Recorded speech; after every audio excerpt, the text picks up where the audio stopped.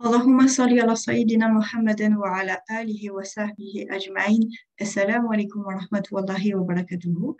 Nous allons parler donc de l'importance d'acquérir le savoir. Car en islam, le fait d'apprendre est obligatoire pour tout musulman, car la communauté ne doit pas rester dans l'ignorance. Le musulman, il doit connaître son objectif dans ce bas monde, pourquoi il a été créé. Allah a ordonné de nous instruire, car le savoir est primordial pour étudier le Coran et la Sunna, pour comprendre les prescriptions qu'Allah nous a données. Et de nombreux versets recommandent de réfléchir et de méditer sur la création, car c'est fondamental pour renforcer sa foi. Allah subhanahu wa ta'ala dit: voici une communauté adressée aux hommes afin qu'ils soient avertis, qu'ils sachent seulement que lui, il est un Dieu unique et que réfléchissent ceux qui sont doués d'intelligence. Sourate Ibrahim, verset 52. Les premiers versets qu'Allah a révélés au prophète sallallahu alayhi wa sallam, c'est Qara bismi rabbika alladhi khalaq, khalaqal insana min alaq, iqra wa rabbukal akram, alladhi allama bil qalam, allama al insana ma lam ya'lam. Lis au nom de ton Seigneur qui a créé, il a créé l'homme d'un caillot de sang. Lis, car ton Seigneur est très généreux et a instruit l'homme au moyen du qalam et lui a enseigné ce qu'il ignorait. Sourate Al-Alaq, versets 1 à 5. Donc, Allah, il insiste sur l'acquisition du savoir. Et l'acquisition du savoir se fait notamment à travers la lecture. L'imam Al-Ghazali dit que pour l'islam, la science est comme la vie pour l'homme. Quels sont les intérêts d'apprendre la science? Tout d'abord, la science, elle permet à l'être humain d'améliorer son comportement. La science va nous permettre d'accéder aux enseignements qui vont nous permettre de nous améliorer dans notre quotidien. Comme par exemple, lorsqu'on prie, on récite des versets. Et ces versets, donc, vont nous donner des clés pour suivre le bon chemin et pour nous apprendre et nous inciter à faire le bien. Et la prière, justement, elle est acceptée en fonction de la compréhension qu'on a de ces versets et de notre concentration. Car cela aura un impact sur notre cœur et notre comportement. Donc, c'est pour ça qu'il est important de lire l'explication des sourates et d'en extraire les enseignements. Il est également important d'apprendre des langues étrangères pour pouvoir transmettre correctement le message d'Allah subhanahu wa ta'ala. C'est indispensable en islam car le prophète sallallahu alayhi wa sallam a été envoyé à toute l'humanité. Le message, il est universel et atemporel, c'est-à-dire qu'il s'adresse à toute l'humanité et ce jusqu'à la fin des temps. Donc, il faut pouvoir transmettre le message au peuple de tout l'univers. Et à son époque, le prophète sallallahu alayhi wa sallam, il envoyait des émissaires dans les pays pour traduire le message et faire la da'wa dans leur langue. Donc les sciences religieuses, elles peuvent s'apprendre dans notre langue maternelle, que ce soit le français, que ce soit l'anglais, que ce soit le turc, peu importe. L'essentiel, c'est de comprendre ce qu'Allah subhanahu wa ta'ala nous demande. Car l'acquisition de la langue arabe, elle peut prendre plusieurs années et pour certains, ça peut être impossible de comprendre à 100% cette langue. Donc, le fait d'apprendre dans sa langue maternelle n'est pas interdit, car l'essentiel, c'est de pouvoir comprendre ce qu'Allah nous demande au quotidien pour pouvoir mettre en pratique notre religion. Donc, apprendre la science a un très grand mérite. Le prophète sallallahu alayhi wa sallam dit: le mérite du savant dépasse celui de l'adorateur de 70 degrés.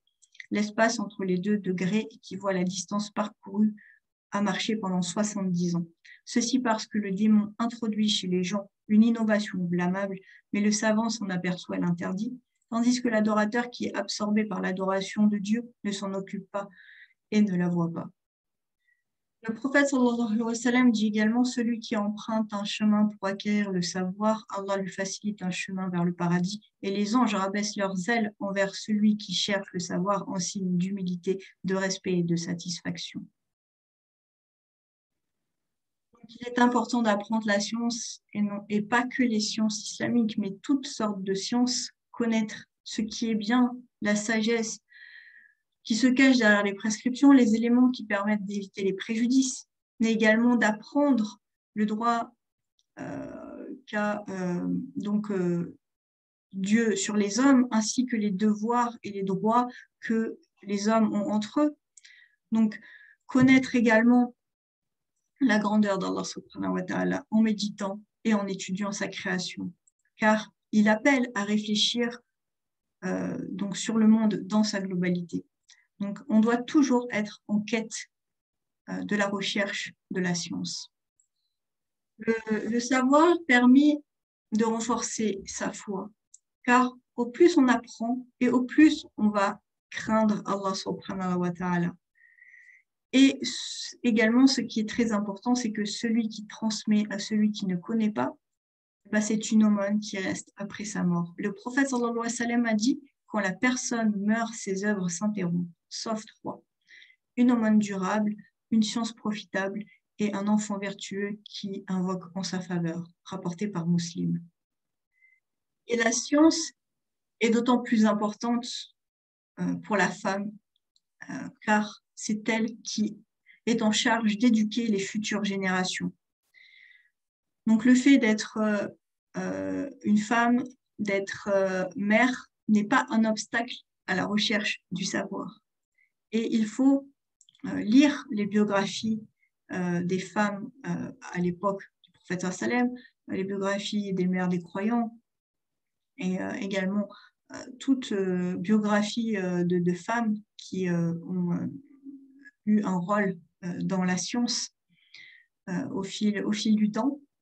Et justement, à l'époque du prophète sallam, en fait, le prophète sallam, il a fait de l'éducation de la femme musulmane une priorité pour qu'elle ait un rang élevé. C'est lui qui s'est occupé d'instruire les femmes, car la femme, elle a la même responsabilité que l'homme dans le domaine du savoir, de la transmission et du prêche.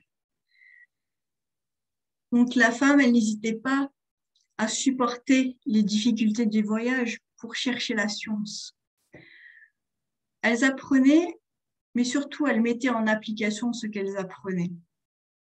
Et cela est un élément très important. Il faut, au fur et à mesure que l'on apprend des choses, essayer de les appliquer.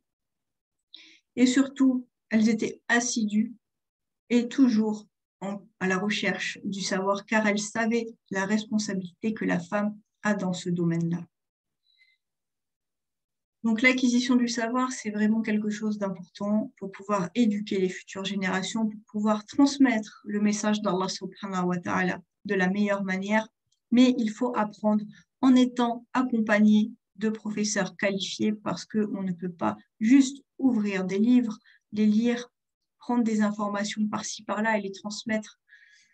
Il faut s'assurer, il faut avoir auprès de nous une personne pour pouvoir s'assurer que tel hadith est authentique, que telle information est vraie, que ce que j'ai lu est bien compris, parce que parfois on peut lire quelque chose, en comprendre, se dire j'ai compris ça et finalement ce n'est pas ce qu'Allah a voulu dire.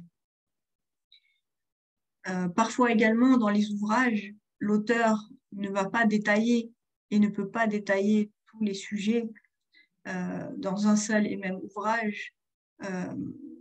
Donc c'est important également d'étudier un livre accompagné d'un professeur pour avoir justement les détails sur ce sujet. Et également, il y a des éléments en langue qui ne sont pas traduits, en fait, qui n'existent qu'en langue arabe. On n'a pas accès forcément en langue française ou en langue anglaise ou en toute autre langue. Donc, tous les ouvrages en langue arabe ne sont pas traduits. Donc, on n'a pas forcément, on n'a pas accès à tous les éléments. On ne connaît pas forcément tous les avis sur tel sujet. Et donc, c'est pour ça que c'est important d'être accompagné pour pouvoir être informé sur les informations dont on n'a pas accès dans notre langue maternelle et pour ne pas s'égarer dans le chemin de la science. Parce que, mashallah, l'islam est vraiment tellement vaste qu'on peut s'y perdre facilement. Et également, ce qui est important dans l'apprentissage, c'est l'assiduité. L'assiduité, c'est quelque chose qu'il faut s'imposer. Aujourd'hui, on n'est pas à l'heure pour assister à un dars. Parfois, on ne vient même pas. Donc, le professeur, parfois, se retrouve seul. Donc, il faut faire cet effort, il faut s'imposer, d'être assidu. Lorsqu'on s'engage, on a un objectif dans l'année et qu'on s'engage à prendre des cours, il faut être assidu. Il faut venir à chaque séance. Et il faut en profiter parce que de nos jours, la science, elle est accessible facilement. Il n'y a plus besoin de se déplacer. Les professeurs qualifiés proposent des cours en ligne. Donc, on n'a pas de raison de ne pas venir à l'heure ou de rater un cours, sauf vraiment un motif très, très urgent. Mais voilà, il ne faut pas délaisser ces cours parce qu'au plus on va se permettre d'être absent et au plus on risque de totalement délaisser l'apprentissage de la science. Et on ne peut pas délaisser l'apprentissage de la science. C'est à travers ces cours, on apprend, on essaye de comprendre ce qu'Allah il a voulu nous dire. C'est Allah subhanahu wa ta'ala qui a descendu son message pour nous guider en fait. Parce qu'il aime ses créatures, il ne nous veut pas de mal. Et donc, la meilleure manière de le remercier, c'est d'étudier pour comprendre ce qu'il nous demande. Et donc, il faut être assidu, constant dans son cheminement spirituel, même si cela est difficile, mais il faut s'imposer cette discipline, il faut être rigoureux. سبحانك اللهم وبحمدك أشهد أن لا إله إلا أنت وأستغفرك وأتوب إليك. السلام عليكم ورحمة الله وبركاته.